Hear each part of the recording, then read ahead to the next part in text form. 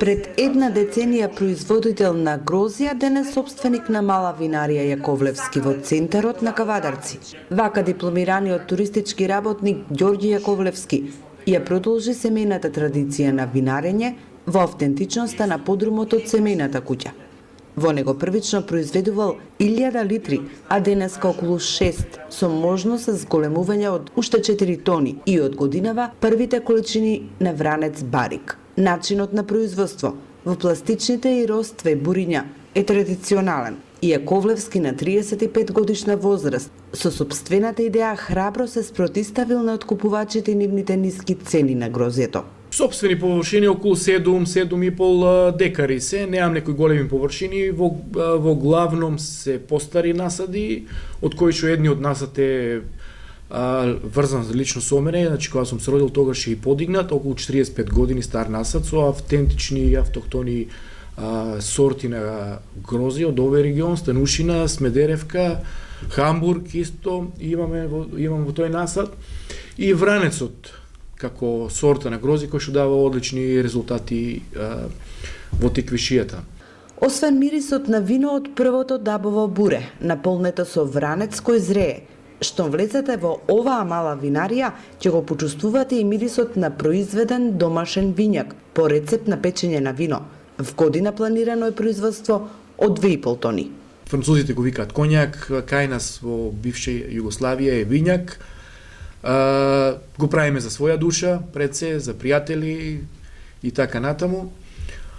Постои можно сега и со измените на тие закони, значи регистрирање на производство на ракија, пошто ова е жесток алкохол, и тука се јавува можност да се регистрираме како производители на овој производ, вињакот да легално исто и тој почне да се најде на трпезите во држава.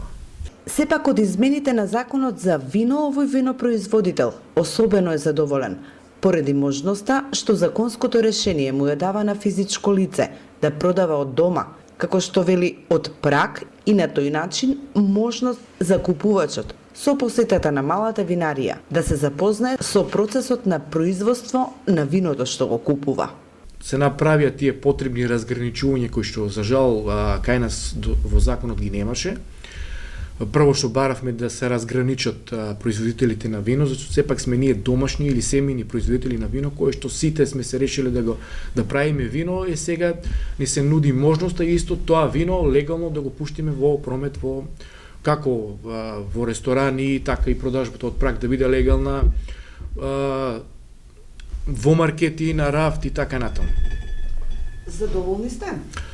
Сега да, измените се што побаравме во Министерството прифатија со измените на законот и со подзаконските акти, некои пречки кои што реално ни смета, правично со разграничувањата кои што се направија, намали винарски визби и со образованието, значи претходно се бараше вработен енолог да имаш, кој што лично ги не оптеретувало, и сега со измените тоа се регулира на начин секое физичко лице кое што има завршено средно образование може да произведува и пушта вино во оптек. Постои можности за ангажирање на енолог, во колку сметаме дека имаме потреба, можеме да ангажираме на одредено време стручно лице енолог. Малата винарија Јаковлевски е согласна преку анализа во овластена лабораторија да обезбеди потврда дека вината што ги произведува се согласно критериумите што важат и за големите винарии. Не стравува од конкуренција, затоа што со квалитетот на вината и бројните награди е препозната како во градот, така и во државата. Сега Јаковлевски можноста за поголем пласман и повисока цена на вината ја гледа токму во местата на рафтовите во трговската мрежа и во угостителските објекти. Реално се трудиме квалитетот кој што го произведуваме и да го наплатиме. Се трудиме, значи цената самите ја одредуваме, никој не ја одредува, прашање дали ќе го дадеш виното за ефтина цена и ќе го продадеш одма или сепак ќе држиш некој ниво и стандард и луѓето ќе те препознаат по тој квалитет и ќе платат и повисока цена. Секоја година вложуваме средства кои се неопходни за да произведеме квалитетно вино. и со тоа и цената мора да оди нагоре. Значи, ако се вратиме назад пред 10 години дека сме продавале вино по 1 евро, по 60 денари, сега веќе таа цена отишла нагоре. Колку од прилика? Па, ако тргнеме реално од 2 евра, 3-4 зависи за какво вино станува збор, зависи за која сорта на вино и тука варира и цената. Ако гледаме дека пазарот сега ги бара некои автохтони македонски сорти, како темјаникава, кај што и цената неизина се движи на кило грозје околу 30-35 денари, така да и цената на тоа вино оди од 3-4 евра. А тоа значи дека сте задоволни? Па, во суштина сме да. Значи, кажав, цената ние одредуваме, квалитетот ни е окей, за тоа зборат и бројни награди кои што ги добиваме како производители на домашни вина. Странците го препознаваат тој квалитет кој што идат се почесто се трудиме и да привлекуваме и странски гости да доаѓаат во овие наши вински подруми и гледам дека има интерес за нашите вина. Овие рачно насликани стаклени шишиња се најновата инвестиција на винарија Јаковлевски. Ке се полнат со вината од автохтоните сорти, вранец, темјаника и подзаборавената последниве години станушина, за љубители на виното кои доаѓаат на винските тури низ Тиквешијата. Но нив ќе можат да ги купат и домашните љубители на ексклузивни вина, кои во винаријата ќе бидат послужени со традиционалните македонски кашкавали и сирења.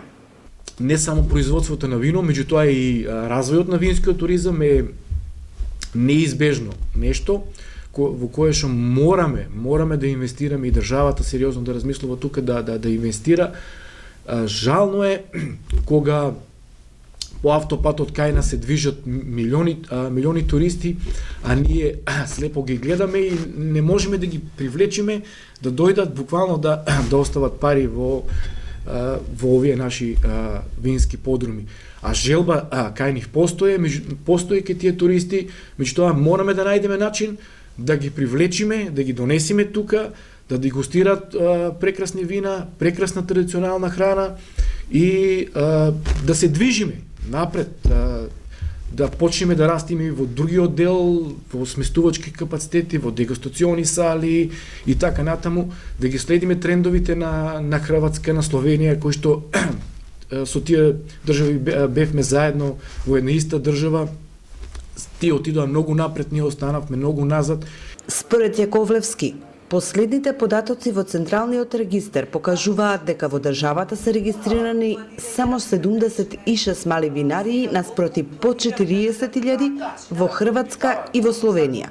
Тој очекува токму новиот закон за производство на вино да ги охрабри колебливите винопроизводители, доколку Министерството за земјоделство, шумарство и водостопанство овозможи дополнителна помош и се зголеми искористеноста на ИПЕР програмата, тогаш ке се зголеми и бројот како на регистрирани винопроизводители, така и на членови на Сдруженијето.